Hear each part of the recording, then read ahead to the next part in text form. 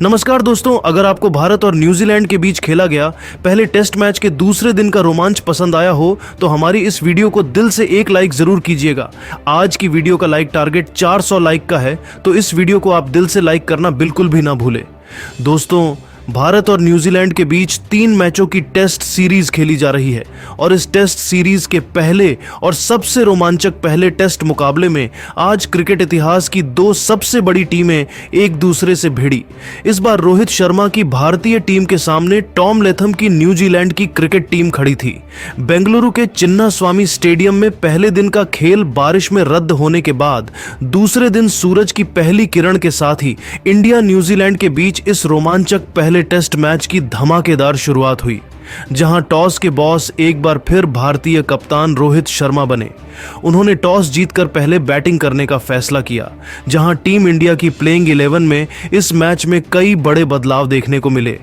सरफराज खान को शुभमन गिल की जगह जलवा दिखाने का मौका बेंगलुरु के मैदान पर मिला था, तो वहीं कुलदीप यादव को भी प्लेइंग 11 में जगह मिली और नेशनल एंथम के बाद रोहित और यशस्वी टीम इंडिया को एक ढाकड़ शुरुआत दिलाने के लिए चिन्नास्वामी में कदम रख चुके थे। हालांकि ओवरकास्ट परिस्थितियां होने के चलते सबको पता था कि गेंदबाजों को इस पिच से अच्छी खासी मदद मिलने वाली है और पहली गेंद से ही न्यूजीलैंड के गेंदबाजों ने दिखाना शुरू कर दिया कि क्यों वह दुनिया के one of the best pace attack माने जाते हैं। दूसरा ओवर लेकर आए मैट हेनरी की पहली ही गेंद पर चालाकी से सिंगल लेकर रोहित ने अपना और अपनी टीम का खाता खोला था, तो तीसरी गेंद पर जायसवाल ने भी सिंगल लेकर अपना खाता खोल लिया। लेकिन गेंदबाज आज गेंदें नहीं बल्कि आग के गोले बरसा रहे थे। पहले 6 ओवर में मुश्किल से भारतीय क्रिकेट टीम 9 रन बना पाई थी। भारतीय पारी कछुए की रफ्तार से आगे बढ़ रही थी। रनों की रफ्तार में इजाफा करना जरूरी था क्योंकि टीम इंडिया पर दबाव काफी बढ़ रहा था। ऐसे में 7वां ओवर लेकर आए सऊदी पर रोहित ने हमला करना चाहा, लेकिन यहीं पर उनसे बहुत बड़ी गलती हो गई। ओवर की तीसरी गेंद पर रोहित ने आगे बढ़कर बड़ा चौका लगाना चाहा, लेकिन यहां पर सऊदी ने रोहित को पूरी तरीके से चकमा देकर उन्हें क्लीन बोल्ड किया और करोड़ों हिंदुस्तानियों का दिल तोड़ दिया। इसी के साथ टीम इंडिया को बहुत बड़ा पहला झटका लगा था, जहां कप्तान रोहित 16 गेंद पर केवल 2 रन बनाकर पेवेलियन लौट गए थे। नंबर 3 के पायदान पर अब जलवा दिखाने के लिए लोकल बॉय किंग कोहली मैदान में कदम रख चुके थे, जिनके कंधों पर भारत की डूबती नैया पार लगाने की बड़ी जिम्मेदारी थी। लेकिन दोस्तों, पूरे हिंदुस्तान में तो उस समय मातम छा जाता है जब नवा ओवर लेकर आए विलियम ओरॉर्क ने ओवर की अंतिम गेंद पर भारत की आन बान और शान विराट कोहली को भी पवेलियन का रास्ता दिखा दिया था। जी हां, गेंदबाज की शॉर्ट लेंथ गेंद पर कोहली पूरी तरीके से चकमा खा गए। वह गेंद विराट कोहली के दस्तानों में लगी और लेग गली में खड़े ग्लेन फिलिप्स ने आगे की तरफ गिरते हुए एक कमाल का कैच लपक कर टीम इंडिया की कमर तोड़ दी थी, जहां विराट कोहली को 9 बॉल खेलने के बाद खाता भी खोलने का मौका नहीं मिला था। भारतीय खेमे में निराशा और हताशा थी। ऐसे में अब 2 विकेट गिरने के बाद मोर्चा संभालने के लिए मैदान में उतर चुके थे सरफराज खान। लेकिन दोस्तों, विराट के झटके से टीम इंडिया उभर भी पाती कि मैट हेनरी की गेंद पर हवा में उड़ते हुए डेनरी कन्वे ने एक सुपरमैन की तरह कैच लपक कर सरफराज खान को भी पवेलियन का रास्ता दिखा दिया था, जहां इस खिलाड़ी को भी अपना खाता खोलने का मौका नहीं मिला था। स्कोरबोर्ड पर केवल 10 रन ही बने थे और भारत के 3 धुरंधर वापस जा चुके थे। टीम इंडिया का टॉप ऑर्डर तहस नहस हो चुका था। ऐसे में अब टीम इंडिया को संभालने के लिए मैदान में यशस्वी का साथ निभाने के लिए डिपेंडेबल ऋषभ पंत आए थे, जिनसे करोड़ों फैंस को बहुत उम्मीद थी। आते ही इस खिलाड़ी ने 2 रन लेकर अपना खाता भी खोल लिया था। टीम इंडिया मुश्किल में थी। जिस तरीके की बैटिंग अब तक हुई थी, ऐसा लगा था कि भारतीय टीम तो शायद 100 रन भी ना बना पाए। इससे शर्मनाक हमारे लिए और क्या होगा। इन दोनों को अब बेहद संभाल कर बल्लेबाजी करनी थी, क्योंकि एक गलती यहां से भारतीय क्रिकेट टीम पर भारी पड़ सकती थी। इन दोनों को एक अच्छी पार्टनरशिप बनाने की जरूरत थी, लेकिन बोलने में यह काम जितना आसान लगता है उतना था नहीं। रन बनाना तो दूर, अब तो गेंद का संपर्क बल्ले से कराना भी मुश्किल हो रहा था। 12 ओवर में टीम इंडिया केवल 13 रन बना पाई थी। यह टेस्ट मैच तो पूरी तरीके से न्यूजीलैंड की तरफ जाता हुआ नजर आ रहा था। 12.4 ओवर में केवल 13 रन टीम इंडिया बन पाई थी।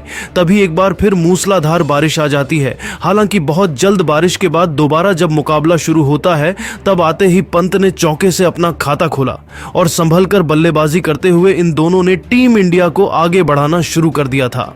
16वें ओवर में सऊदी को आड़े हाथों लेते हुए जायसवाल ने एक और खतरनाक चौका बटोरकर अपने तेवर न्यूजीलैंड को दिखा दिए थे। 20 ओवर में टीम इंडिया ने 30 रन बनाए थे।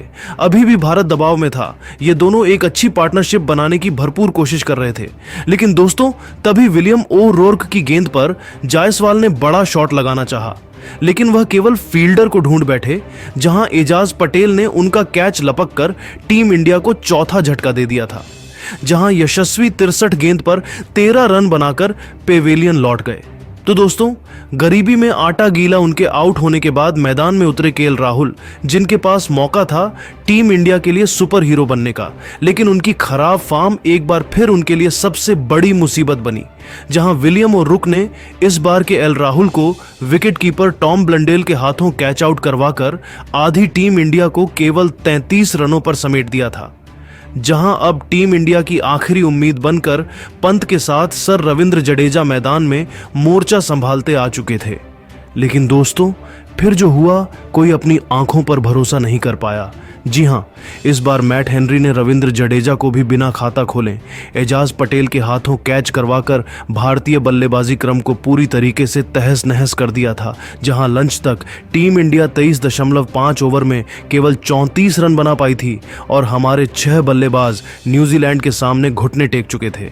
लंच के बाद अब अश्विन ऋषभ पंत का साथ निभाने के लिए आए थे, लेकिन मैदान में खड़े भी हो पाते उससे पहले ही मैट हेनरी ने पहले ही गेंद पर अश्विन को ग्लेन फिलिप्स के हाथों कैच आउट करवाकर भारत के 7 धुरंधर ढेर कर दिए थे, जहां अश्विन भी खाता नहीं खोल पाए थे। पूरा स्टेडियम उदास और मायूस था, क्योंकि टीम इंडिया की हालत बद से बदतर हो चली थी। हालांकि एक तरफ से ऋषभ पंत लोन वॉरियर की तरह डट कर लड़ाई कर रहे थे। 20 में ओवर में एक बार फिर विलियम के खिलाफ पंत ने शानदार चौका लगाया और 25वें ओवर में टीम इंडिया को 39 रनों तक पहुंचा दिया। अब उनका साथ निभाने के लिए दूसरी तरफ कुलदीप यादव आए थे।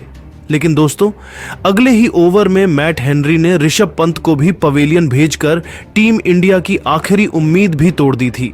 जहां पंत 49 गेंद पर केवल 20 रन बनाकर पेवेलियन लौट गए, तो बैटिंग करने उतरे बुमराह को विलियम ओ रुक ने केवल 1 रन बनाकर पवेलियन चलता किया और यह हालत हो गई थी कि 27 ओवर में 40 रन ही बने थे और भारत के 9 बल्लेबाज न्यूजीलैंड के सामने घुटने टेक चुके थे। अब मैदान पर आखिरी विकेट के लिए लड़ाई करने मोहम्मद सिराज और कुलदीप यादव मैदान में आए थे। सिराज ने आते ही एक खतरनाक चौका जड़कर न्यूजीलैंड को मुंह तोड़ जवाब देना शुरू कर दिया। हालांकि दोस्तों, उनका यह प्लान ज्यादा लंबा नहीं चला। दूसरी तरफ से मैट हेनरी ने कुलदीप यादव को माइकल ब्रेसवेल के हाथों कैच आउट करवाकर न केवल अपना पंजा खोला, 5 विकेट का आंकड़ा पूरा किया, बल्कि पूरी की पूरी टीम इंडिया को 31-2 ओवर में केवल 46 रनों पर ही ऑल आउट कर दिया था। इससे शर्मनाक भारत के लिए और क्या हो सकता है, क्योंकि वह न्यूजीलैंड जो पिछले 36 साल में भारत में एक टेस्ट मैच नहीं जीत पाई थी, उसके सामने भारत के चैंपियन बल्लेबाज केवल 46 रन पर ही घुटने टेक गए थे। अब टीम इंडिया की इज्जत बचाने की जिम्मेदारी भारतीय गेंदबाजों पर थी दोस्तों। अब न्यूजीलैंड को तूफानी शुरुआत दिलाने के इरादे से कप्तान टॉम लेथम के साथ डेविन कनवे की खतरनाक जोड़ी मैदान में आई थी। दूसरी तरफ टीम इंडिया को जल्द से जल्द विकेट चाहिए थे, लेकिन किसी ने सपने में भी नहीं सोचा था कि न्यूजीलैंड इस कदर हमला बोल देगी। जहां पहले ओवर से आते ही इन दोनों ने सीधा टेस्ट मैच को T20 में बदल कर रख दिया। टीम इंडिया को विकेटों के लिए तरस आ लिया और इतनी बेदर्दी से भारतीय गेंदबाजों की कुटाई करी कि 17 ओवर में ही 67 रनों की खतरनाक ओपनिंग पार्टनरशिप को अंजाम दे दिया था। भारतीय क्रिकेट टीम बहुत बड़ी मुसीबत में थी। हालांकि तभी कुलदीप यादव ने टॉम लेथम को LBW कर टीम इंडिया को पहली सफलता दिलाई। जहां लैथम 15 रन बनाकर पेवेलियन लौटे, लेकिन दूसरी तरफ से कन्वे का बल्ला आग उगल रहा था। इस खिलाड़ी ने तूफानी अंदाज में चौके छक्के बरसाते हुए अपना तूफानी अर्धशतक ठोक दिया था। टी ब्रेक तक न्यूजीलैंड ने 20 ओवर में 82 रन बना लिए थे एक विकेट के नुकसान पर। तो टी ब्रेक के बाद उनका साथ निभाने आए बिल यंग ने भी इसी अप्रोच को अपनाते हुए अपनी टीम को 28वें ओवर में एक के बाद एक 2 चौके, वह भी कुलदीप के खिलाफ जड़कर 100 रनों के पार पहुंचा दिया। उनकी तूफानी बल्लेबाजी का ऐसा असर था कि 33 ओवर में न्यूजीलैंड 125 रन एक विकेट के नुकसान पर बना गई थी। उन्होंने टीम इंडिया पर 69 रनों की बड़ी बढ़त भी बना ली थी। ये दोनों बहुत तेजी से अपनी पारी को आगे बढ़ा रहे थे, लेकिन तभी 27वां ओवर लेकर आए सर रविंद्र जडेजा ने बिल यंग को भी कुलदीप यादव के हाथों कैच आउट करवाकर टीम इंडिया को दूसरी सफलता दिलवाई। जहां यंग 31 रन बनाकर पेवेलियन लौट गए, तो फिर सबसे बड़ी मछली डेवन कानवे को अपने जाल में फंसाते हुए रविचंद्रन अश्विन ने टीम इंडिया को राहत की सांस दिलवाई। जहां कानवे इस मैच में 105 गेंद पर सबसे बेमिसाल 51 रनों की खतरनाक पारी खेल गए। हालांकि उनके आउट होने के बाद मैदान में उतरे डेरी मिचेल और रचिन रविंद्र ने दूसरे दिन का खेल खत्म होने तक घातक बैटिंग करते हुए टीम इंडिया को कोई और सफलता हासिल नहीं होने दी और 50 ओवर में न्यूजीलैंड की टीम को 180 रनों तक 3 विकेट के नुकसान पर बना लिया। जहां न्यूजीलैंड टीम इंडिया पर 134 रनों की लीड भी हासिल की थी। जहां रविंद्र 22 रन बनाकर नाबाद थे, तो मिशेल ने भी 14 रन बनाए थे।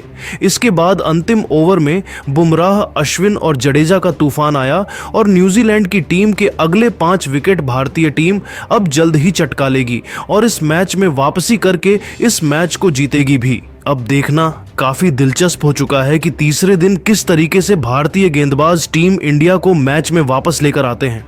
लेकिन दोस्तों, अब आपको क्या लगता है कि कौन सा गेंदबाज इस पारी में सबसे अधिक विकेट लेगा, बुमराह, अश्विन या फिर कोई और? अपनी कीमती राय नीचे कमेंट करके जरूर बताइए और ऐसी ही नई नई और धमाकेदार खबरों के लिए हमारे इस वीडियो को लाइक और चैनल को सब्सक्राइब करना बिल्कुल भी ना भूले। धन्यवाद।